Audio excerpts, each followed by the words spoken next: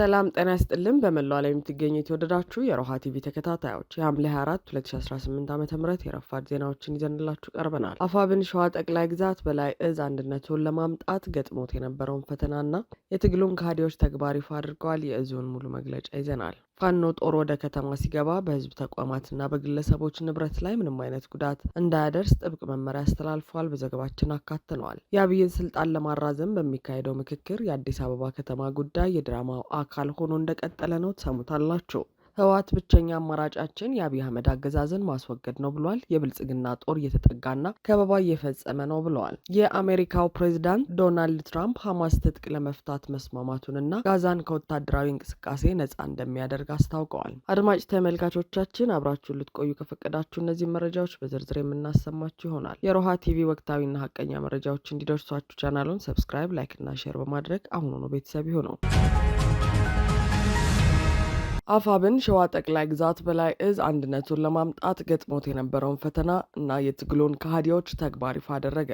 የአማራ ፋኖ ጎንደር ጠቅላይ ግዛት በላይ ዘለቀ እዝ የሰማዕታት አንድነት ጉባኤን ማጠናቀቁን አስመልክቶ መግለጫ ሰጥቷል። በመግለጫውም ህልውናቸውን በአማራ ህዝብ ጥቅም ላይ ያደረጉ አማራ ጠል ግለሰቦችና ድርጅቶች የአማራ ፋኖን በዚህ ልክ መጠናከር እንደ ስጋት በመቁጠራቸው በመካከላችን ልዩነት በመፍጠር ያለ ረፍት ሲቃትቱ ይስተዋላል ብሏል። እነዚህ የአማራ ህዝብ ጠላቶች በመናበብ በትግላችን ውስጥ ረጃጅም እጃቸውን እያስገቡ ለማደናቀፍና ትግላችን ለማክሸፍ ቢሞክሩም ትንሽ ጊዜ ጎተቱን እንጂ ውድ ዋጋ ተከፍሎም ቢሆን የአማራ ትግል መድረስ ካለበት ከፍታ መድረሱ አልቀረም ሲል አክሏል።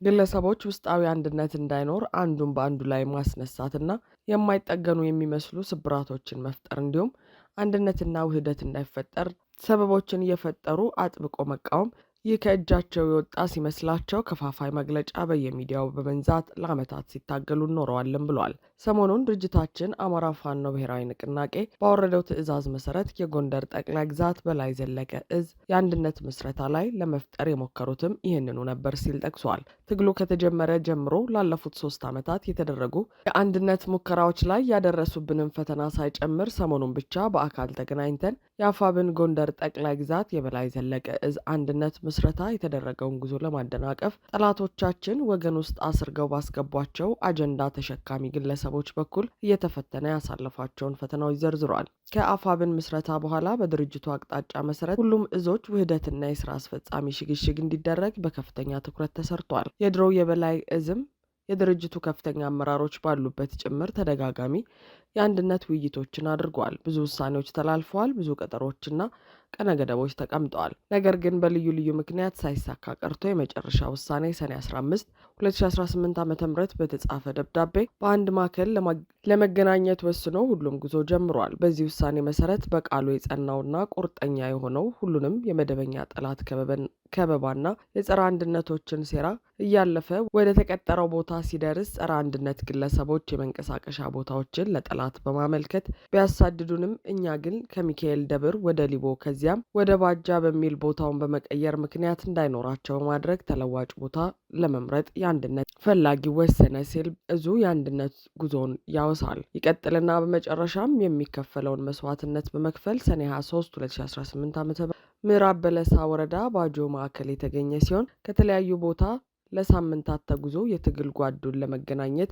የናፈቀው አካል ለአንድ ሌሊት እንኳን ረፍት ሳያደርግ ቦታው ላይ እንደገባ ጸረ አንድነት ግለሰቦች ቦታውን በጠላት ከበባ በማስገባት በአመራር ላይ ጉዳት ለማድረስ ያደረጉት የሴራ እቅድ በአመራሮች ብቃት ጠላትን ሰብሮ መውጣት ተችሏል ይላል። በዚህ ሁኔታ የተመረጠው ቦታ ለጸረ አንድነቶችና ተልእኮ ተቀባዮች ምቹ እንደሆነ የገባው አመራርና ሰራዊቱ ተወያይቶ የቀጠና ለውጥ አድርጎ ከሰኔ 25 እስከ ሰኔ 27 2018 ዓ.ም ሌላ ሶስተኛ መገናኛ ማዕከል ገላ ማጠቢያ በመሄድ አሁንም በትዕግስትና በወደ ሰፊነት ከቀጠና ቀጠና ብንንከራተትም በውሳኔያችን መሰረት ወደ ተመረጠው ማዕከል እንዲመጡ ያላሰለሰ ጥረት ቢደረግም በቅንነት ሊመጡ አልቻሉም ሲል ገልጿል። ነገር ግን ሁሉም የፋኖ ሰራዊት የትግሉ ደጋፊና ማህበረሰባችን ወደዚህ ጉባኤ ሂደው ችግሮችን ገምግመው እንዲፈቱ ጫና ሲያደርግባቸውና አፍራሽነታቸው በሁሉም ዘንድ እየታወቀ ሲመጣ የአንድነት ኃይል ወዳለበት ቦታ ሰኔ 28 ጠላትን ጎን ለጎን አሰልፈው በመምጣት የተጀመረውን የአንድነት ጉዞ አሁንም ለማስተጓጎል ችሏል ሲል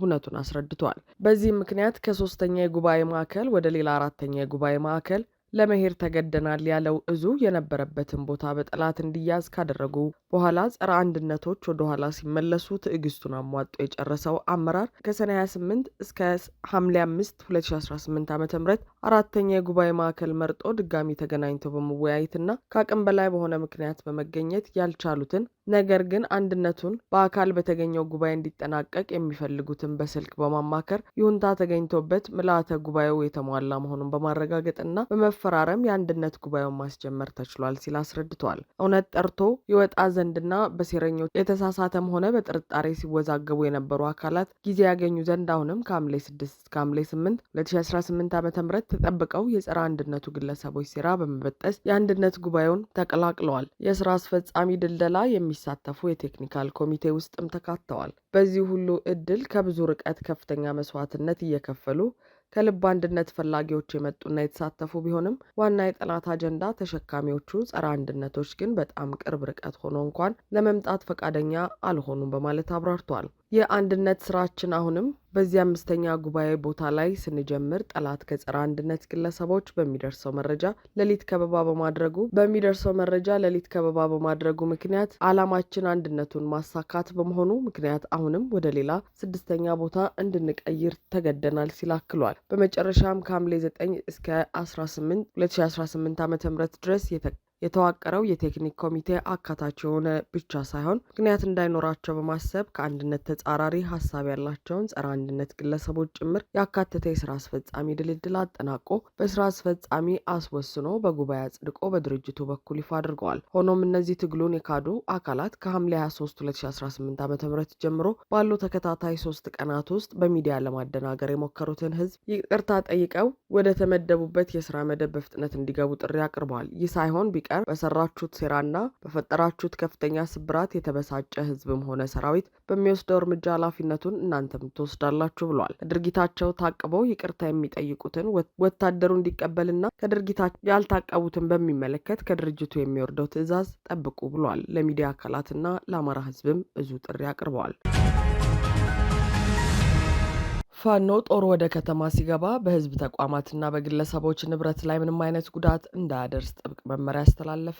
የአፋብን ወሎ ቤተ አማራ ሚኒሊክ እዝ ሰብሳቢ ፊታውራሪ ድርሳን ብርሃኔ የፋኖ አባላት ወደ ከተሞች በሚገቡበት ወቅት በህዝብ ተቋማት፣ በግለሰቦች ንብረትና በዜጎች ሰብአዊ መብት ላይ ምንም አይነት ጉዳት እንዳያደርሱ ጥብቅ ማብራሪያና መመሪያ አስተላልፈዋል። ሰብሳቢው እንደገለጹት የተላለፈውን ወታደራዊና ፖለቲካዊ ትዕዛዝ ጥሶ በሚገኝ ማንኛውም አካል ላይ የሚወሰደው ህጋዊ እርምጃ እጅግ ከባድ እንደሚሆን አስታውቋል።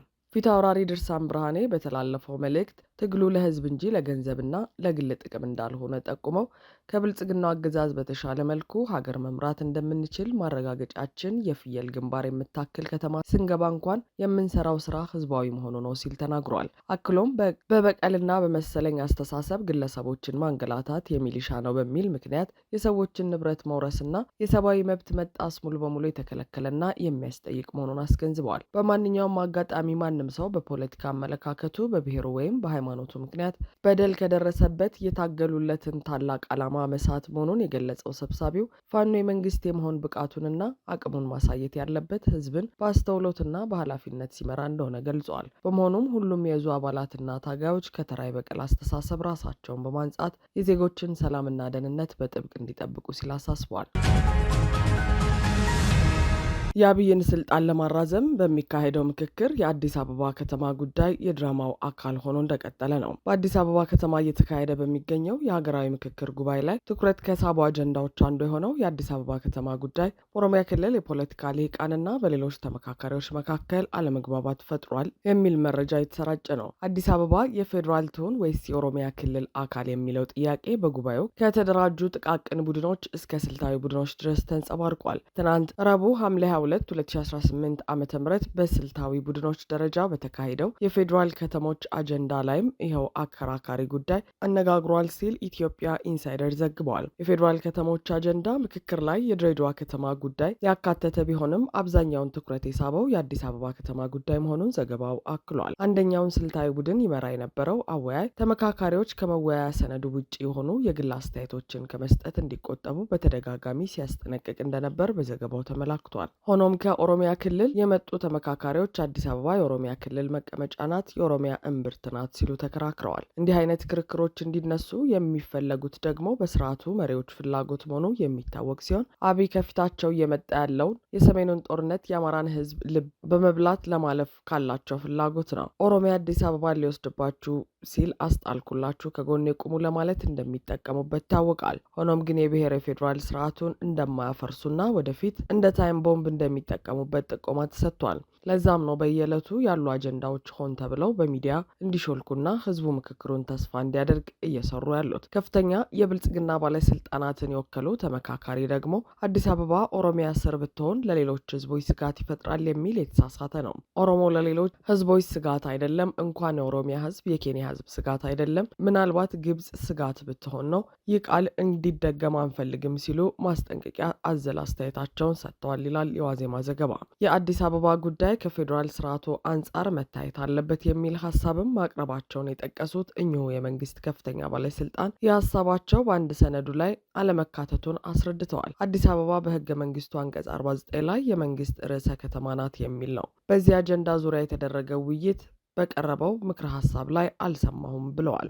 የአንድ ክልል መሬትን ለፌዴራል አንስቶ መስጠት ነገ ሌሎች ክልል ከተሞች ለፌዴራል ይሰጡ ሊባል ነው። ይህ መታየት አለበት ሲሉ መናገራቸው ተመላክቷል። ይህም አዲስ አበባን በምክክሩ የፌዴራል ልትሆን ነው የሚሉ መረጃዎች ቢወጡም ከፍተኛ የብልጽግና ባለስልጣናት ያላቸው አቋም ግን ከላይ የተጠቀሰው ነው። አዲስ አበባ የኦሮሚያ ናት የሚለውን የሚገልጹት በቁጣና በዛቻ ጭምር መሆኑም ተሰምቷል።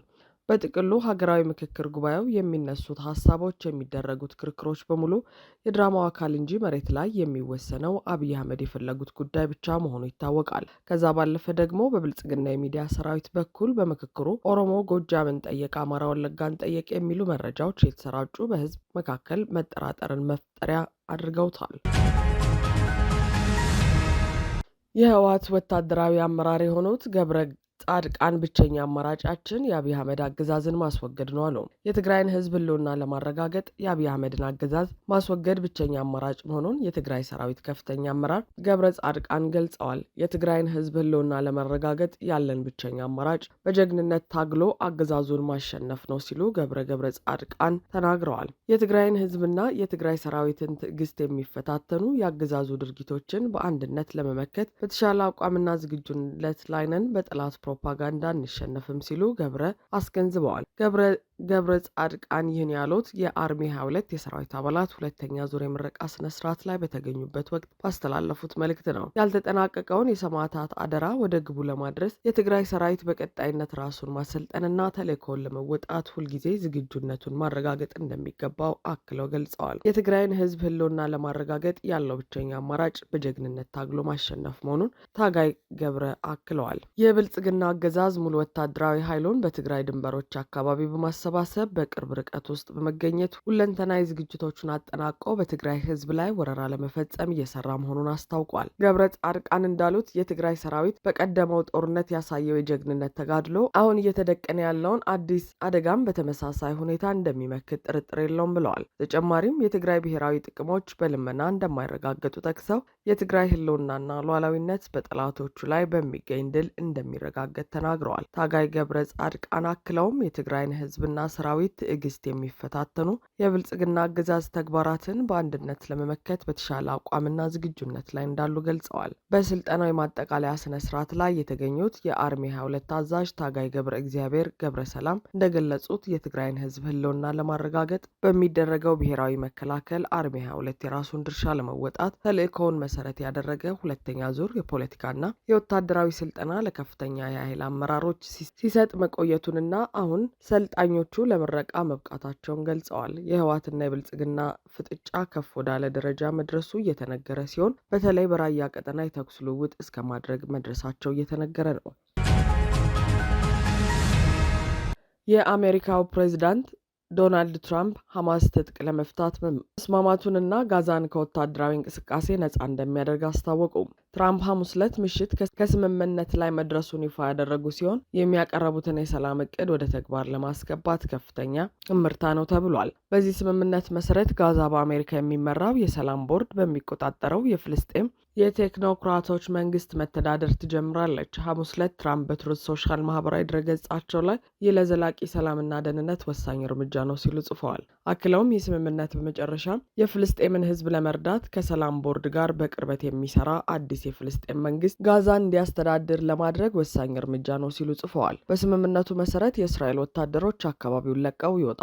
ስምምነቱ የተደረሰው የሐማስ ባለስልጣናት፣ የሰላም ቦርዱ አባላት፣ የግብጽ፣ ኳታር እና ቱርክ አደራዳሪዎች በተገኙበት ነው። የሐማስ ባለስልጣናት ትጥቅ በመፍታትና የእስራኤል ጦር የጋዛ ሰርጥን ለቆ እንዲወጣ ከስምምነት መደረሱን አረጋግጠዋል። ባለስልጣናቱ የሰላም ቦርዱና አደራዳሪዎቹ እስራኤል በስምምነቱ ላይ ለተዘረዘሩት ነጥቦች ተገዢ እንድትሆን እንደሚያደርጉ ያላቸውን እምነት ተናግረዋል። የሐማስ የድርድር ቡድን አባል የሆኑት ጋዚ ሐማድ ቡድኑ በጋዛ ሰርጥ የሚገኙ ህዝቦቻችንን ከግድያና ከመፈናቀል ለመታደግ ሲባል ስምምነቶችን እያደረጉ መሆኑን ተናግረዋል። እስራኤል እስካሁን ድረስ በጉዳዩ ላይ ምንም አይነት አስተያየት አልሰጠችም። በሚያዝያ ወር ሐማስ በትራምፕ የቀረበውን የሰላም ቦርድ ጥረት ጋር በተያያዘ የቀረበውን ትጥቅ የመፍታት ቅድመ ሁኔታ ውድቅ አድርጎ ነበር። አድማጭ ተመልካቾቻችን የሰዓቱ የሮሃ ቲቪ ዜናዎች የተከታተላችኋቸውን ይመስሉ ነበር። አብራችሁን ስለነበራችሁ ከልብ እናመሰግናለን። ሰላም።